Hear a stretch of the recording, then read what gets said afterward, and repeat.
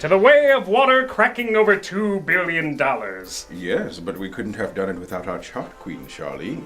All hail. Oh, gentlemen, please. I'm just the one who threw all the money at it. You're the ones who turned it into even more money. By following the charts. That's right. By rehashing a 13-year-old idea. It's already based on a 30-year-old idea. We've proved that Hollywood is not out of ideas. Oh, and everyone's quoting it left and right.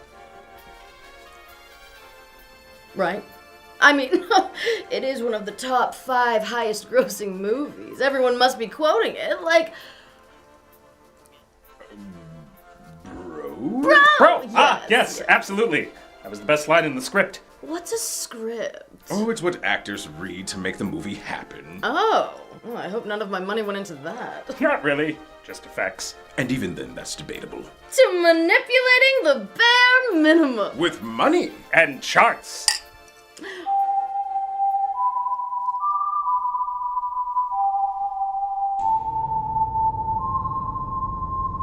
I'm sorry, who are you? Apology accepted. Excuse me, but this is a private celebration. There's the famous cats. Who made the other famous cats? Oh, you're a fan of our work. Oh yeah. You made the cat film that came out in December, right? Yep, that's us. The one that lasted in theaters well past expectations. On the money. The sequel to a film over a decade old that nobody knew they wanted. You flatter us, Mr. I'm sorry, what was your name again? The film everyone's still talking about. Not everyone. Memes all over the internet, lines being referenced left and right. Countless videos discussing its themes, characters, and story. That doesn't sound like our work. Yes, it does. Oh, I mean, that's what you get when you think outside the box. Yes, the box office has shown us that we are the masters of storytelling. Hey, I never do this, but can I get your autograph? Oh, certainly. Do you have a pen or something, person who used to be standing right in front of me? Hey, where do you go? Ah! Sign right here. Oh, you accidentally brought the wrong one. You meant this. Oh, well, look at the time. I've got to be terrified somewhere else. We too have a 5 o'clock pan shitting. Vomitus. Go, go, go. We gotta get it. Come on. You're not living up to the hype. Pick it up. Pick it up. Who are you? Oh, I'm exactly what you think I am. Not metaphorically or rhetorically or poetically or theoretically or any other fancy way. I am just really excited for you to watch this! What?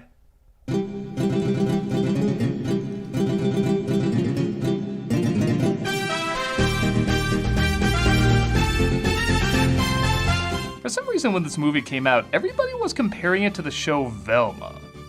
I don't really know why either. They're both animated. They're both comedies, supposedly. They're both movies. No, wait, they're not. I didn't get this comparison.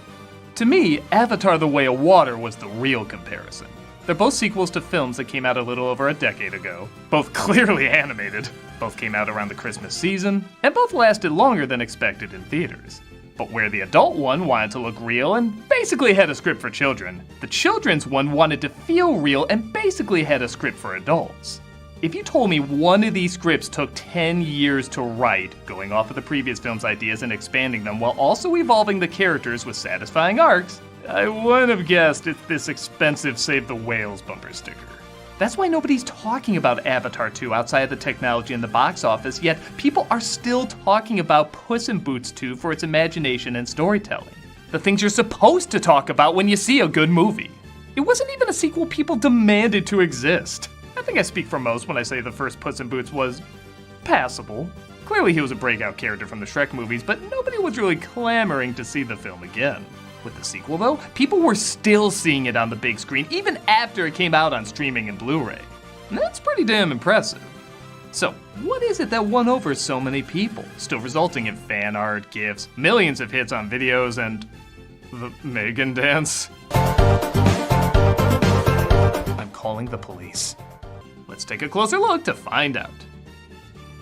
Unless we want to talk about the hidden layers of that other cat movie. No, we got it just fine, thank you. Environment good, people bad. Oh, I just want to see my family again. We'll see. This is Puss in Boots: The Last Wish. The film opens with the only song in the movie, so thankfully it's pretty catchy. Who is your favorite fearless hero? Puss is played again by Antonio Banderas, who has taken over the corrupt governor's house and is throwing a fiesta. And I knew this movie was at least going to be funny by two opening jokes. One being when a father lets his son's face get stepped on by Puss's boots. He stepped on my face! And we will never wash it again. And the other being when the governor returns home, resulting in this line. Welcome! Mi casa es su casa. No, su casa es mi casa! That is so clever I want to stalk it online so I can obsess over how much better it is than me. Light it up! I'll admit, at first I thought this intro was great, but a little pointless. Like all I wanted to do was show off a cool action sequence. A friggin' giant shows up out of nowhere and never returns. But watching it again, it does show how reckless Puss is with his life. He's helping others, which is great, but he's also clearly addicted to the thrill and the attention. You can see why Death would be so pissed watching him be so careless with what he has. Which, by the way, damn it, this movie's good! I guess I should also address the animation up front, as it's very different from the other Puss in Boots and Shrek movies. The designs are pretty similar, but the textures have more of a painted look and it constantly skips frames, meaning there's fewer motion blurs or smearing as it's sometimes called in animation, and often joked about in memes. I've seen people split on this, and honestly, I didn't know if I'd be into it, but I grew to love it real fast for two reasons. One, it looks more like a fairy tale illustration. Shrek wanted to do more of a trollish satire of fairy tale, so the more real but also kind of ugly textures made sense for the style. This wants to be an adventurous action film, like a mix between anime and a spaghetti western that just happens to take place in a fairy tale. So I feel like it blends these styles perfectly. Two, I've discovered I remember the motion more with fewer frames. It's been proven you can get across more visual information in animation than live action, which makes sense. It is reality reduced down to fewer but more vibrant colors and lines. This movie knows this and therefore throws a lot at you very quickly. It's like an adrenaline rush. The skipped frames help you remember the imagery more than if they added more realistic blurs. Try it. Let's compare Puss in Boots fighting in Shrek 2 in slow motion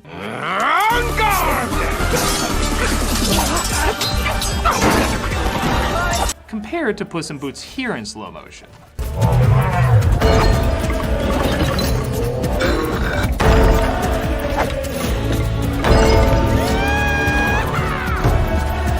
If you pause it randomly during an action sequence, everything looks like a beautiful painting or 3D comic book panel.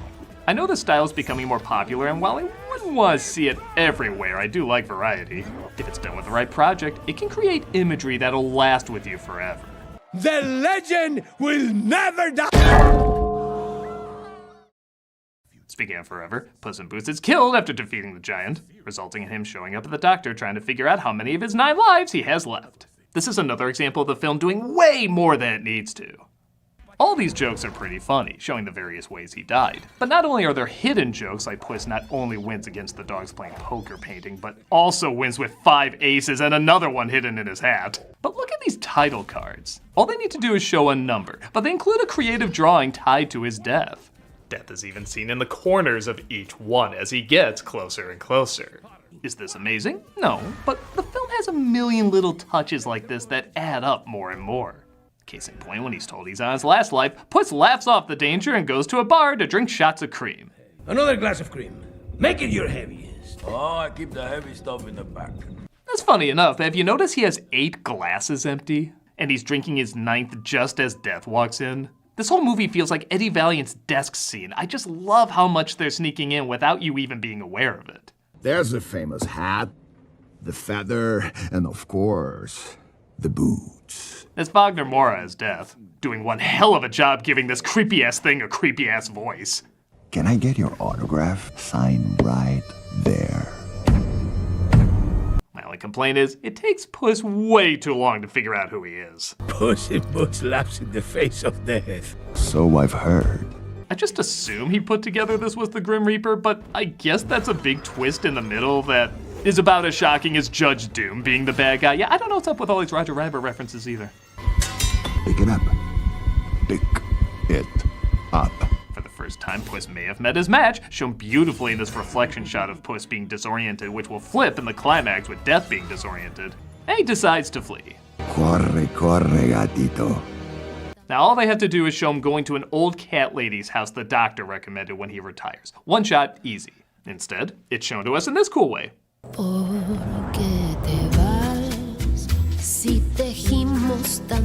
Damn it, you're Puss in Boots too! Nobody's expecting you to try!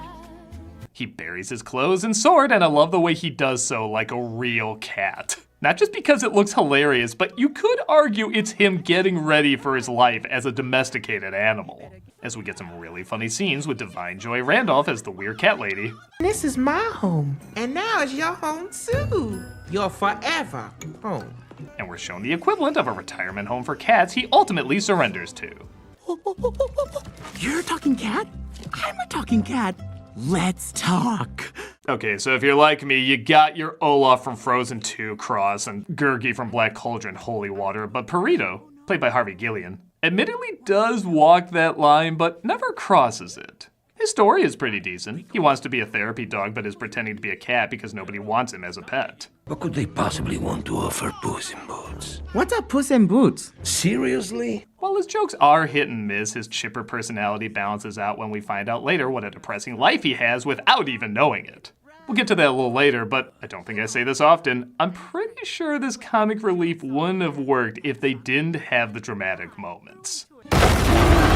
Speaking of drama, three bears led by Goldilocks, played by Florence Pugh, are searching for Puss in Boots, and she tells the bears, who have only snarled and growled up to this point, to rough up the cat lady, resulting in this. Excuse me, my darling. We're looking for the legendary Puss in Boots. Now, it's a decent joke, but that's not all it is. These bears actually do have distinct, likable personalities. They apparently like having Goldie as a member of the family, but want to help her out in finding a fallen star that's said to grant one wish. I'll have your guts for garters. Too hard. That was not just right. Again, if I had to nitpick, I would say they probably do the just right joke a few too many times. These ones are just right. It will make everything just right. The day when our world became just right. Oh, that is just right. But it does tie into the message, and the film is meant to also entertain kids, so I give it a pass. That star has one wish to grant. One wish? Puss in Boots hears about the star and that treasure Matt needed to find it and also make the wish. And it looks like it's in the hands of Big Jack Horner, played hilariously by John Mulaney. Excuse me? Could you do the thumb thing? Like in the fairy tale? Wasn't a fairy tale. It was only a nursery rhyme. Look at the design of this guy. He looks like a Monty Python cartoon mixed with a drag version of Brain's robot body. Everything about this guy is pretty damn funny. Even his quick backstory gets a good laugh. What's impressive? I've been a boy the whole time. Wouldn't be the first time Pinocchio beat you. Does it mean there's technically 4 of these that came out last year then? Are those unicorn horns? Baby unicorn horns. Oh yeah, this film also has the crazy mean-spiritedness of the best Shrek movies. Like when one of these sisters is told she'll carry her weight in gold, the Midas touch turns her into exactly that. And she never wakes up. Yeah, the body count adds up to 23, which doesn't include these poor people that couldn't have survived this. Focus! Hand over that map, or I'll punch holes in the lot of you. Again, love a PG movie that actually has a reason to be PG. Booze? Kitty? Pooze. Kitty. He's intercepted by Kitty Softpaws, played again by Selma Hayek, who it turns out is looking to find the wishing star too. You have a lot of nerve coming back here. I was the best thief you ever hired. You robbed me. God damn it, some of these jokes are good. Puss and Kitty escape with the map, with Goldie and Jack following closely behind with his baker's dozen. By the way, wonder where he got those unicorn's horns from? This movie has so much extra cred, it's making all the other movies want to kick his ass in class. So the map seems to change depending on whoever holds it, and again, all they have to do is show everyone heading to the dark forest where the star is said to be. But they show it like this.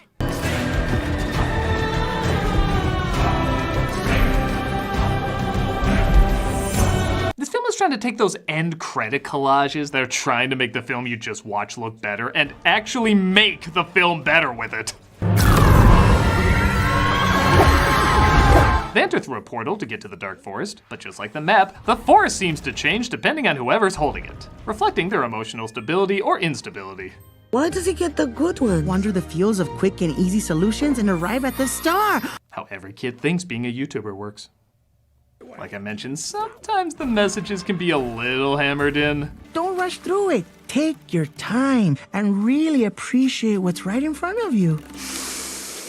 A, you could tie this into him wanting to be a therapy dog and calm people down. But B, it gets to the harsh stuff fast. Purito says he doesn't want to make a wish because he's so happy with his friends and family. Where are they, you might ask? Well, they were playing a very holy shit version of hide and go seek. They put me in a sock with a rock in it and then throw me in a river. Whoa, Daddy. Yeah, I think Kitty's reaction there sums it up. My jaw was on the floor when I saw this. I couldn't believe this film was going that dark. I feel like a lesser flick would have him eventually figure out what was going on, but I like that he never does. You can either save that for a sequel or, honestly, never address it. Because he always manages to look on the bright side, and whether it's through cleverness or idiocy, it helps things to work for him, even when things don't work for him. They balance it out pretty well. Yeah, I couldn't get this rock off of it, but still pretty cool, right? Meanwhile, Jack searches for weapons to take on the threats of the forest, leading to the discovery of his conscience, which, as you'd imagine, is very tiny. I don't cast spells. Well, what do you do? Well, I judge you. His Jimmy Stewart voice is similar to Animaniacs having Kirk Douglas as Michelangelo. I have no idea why, but by God, it's funny. He just gets funnier and funnier when he watches Jack accidentally kill half his staff trying to get the map from Puss. You're not gonna shoot a puppy, are you, Jack? Yeah, in the face. Why? So that's what they do. Oh, how non-grotesquely grotesque. Death keeps appearing to Puss in a lot of cool skull imagery, resulting in Goldie getting the map and Puss having a panic attack. I doubt I'm alone on this. I think this is Purito's best scene.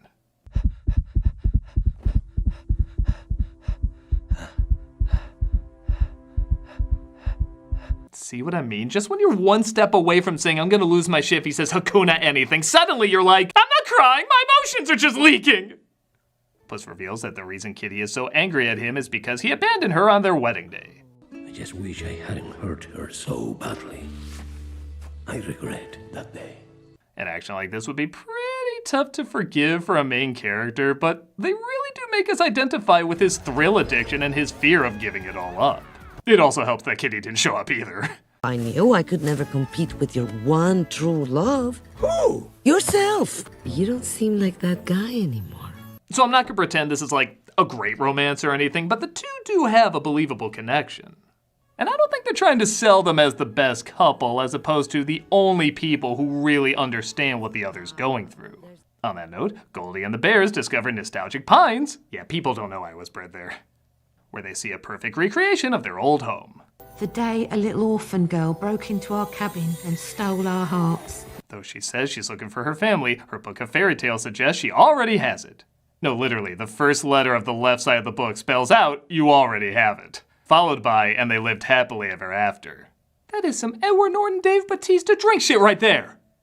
Jack, on the other hand, says his wish is to have all the magic in the world to take it over. Leading to this meme that also kinda took over the world. That was horrible. You're horrible. Oh, what took you so long, idiot? I can't pick which version of this meme is the funniest, so I'll just pick the weirdest. You're horrible. Oh, what took you so long?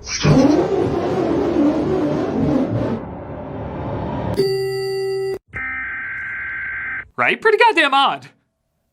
The cats get the map back, but it's snatched away halfway through transforming, giving way to yet another creative action sequence.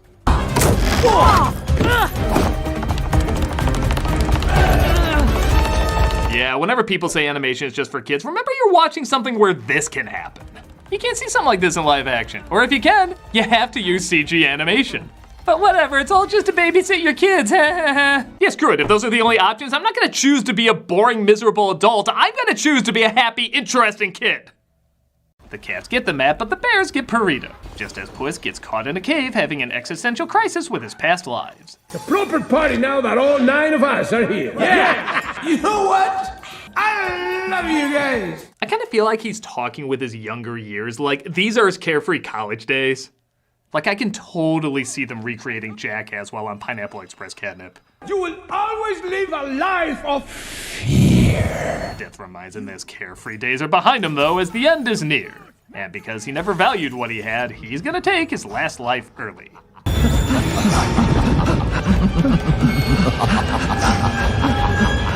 Don't make me jealous there's not a haunted house based around you. Seriously, someone get on that. He escapes and gets to the star just as Kitty saves Burrito and shows up behind him. Goldie and the bears aren't far behind either as she reveals she wants to use her wish to get away from them and find her real family. The bears are heartbroken, but in a nice twist, they still see her as family and want to help. And whether you think we're your family or not, if this is something that will make you happy, we'll get you that wish. Kitty sees Puss making the wish and thinks he's being selfish again, but he says that Death is after him just in time to see, well, everybody's after them.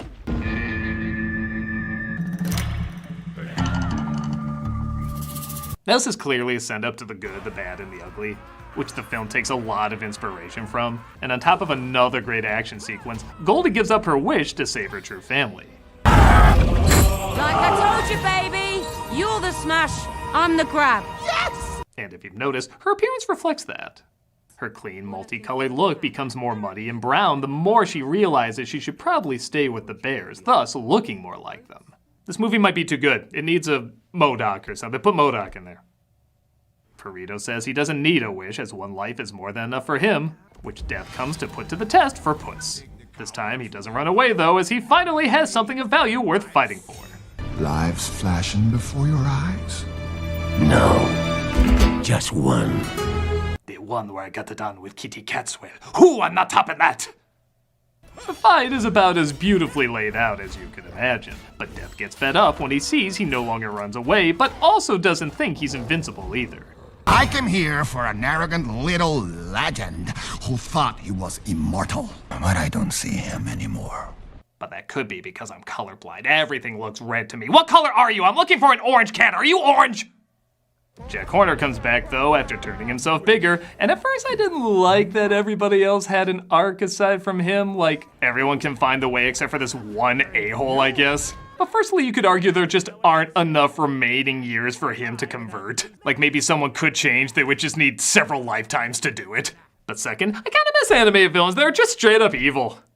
Yeah, I like sympathy for my baddies, but since we already have antagonists who are relatable in this, and it's been so long since we've had an animated villain who's not a surprise or misunderstood, he's just plain mean, I've opened up to him more. You go to hell, Jack Horner. You go to hell and you die. Consider this my resignation, mister! The map is destroyed, so the star is destroyed, and everyone goes home to their newfound families. Except the bug, he still gets shit on. Hold still. No, wait just a second! Just imagine he has this face and he won't feel so bad. The ending teases another Shrek sequel in the near future, and honestly, I don't need it. Give me Puss in Boots 3. Talk about making lemonade from lemons. Where the hell did this movie come from? In an age where IP is being beaten to death and old tricks are just becoming older tricks, this movie has so much passion, so much style, so many little touches, while still working off of timeless themes and ideas. Are the lessons in this really that new? Not really. Some people even say for what they got, the movie was overhyped. And honestly, I can see how someone would think that. I think it's similar to when I first saw Back to the Future. Like the buildup was so much, I was kinda shocked to find it was simply a well-made movie. But if a well-made movie is made really well, it can kind of be like the cheeseburger from the menu. It breathes new life into something you thought had no more life in it. Make you remember the charm and excitement of watching something people clearly put their blood, sweat, and tears into. And sure, lots of films people put their blood, sweat, and tears into, but the great films make you feel that devotion in every frame, every shot, every hidden Easter egg, every unique angle, every line delivery. It tries to do more than what's expected of it without forgetting what it is. A smart, funny, emotional, action-packed adventure everyone can get into. Even though they repeated it again and again, I think Goldie put it best when she said, "It's just right." Will Hollywood learn to turn out more films like this? I have an idea. Puss in Boots goes to Pandora. Oh, and then they can meet up with... name one of the characters from those movies. Nobody can. Take my money anyways. I guess it's a start. I'm a nostalgia critic guy, remember? So you don't have to. Oh, you're still here?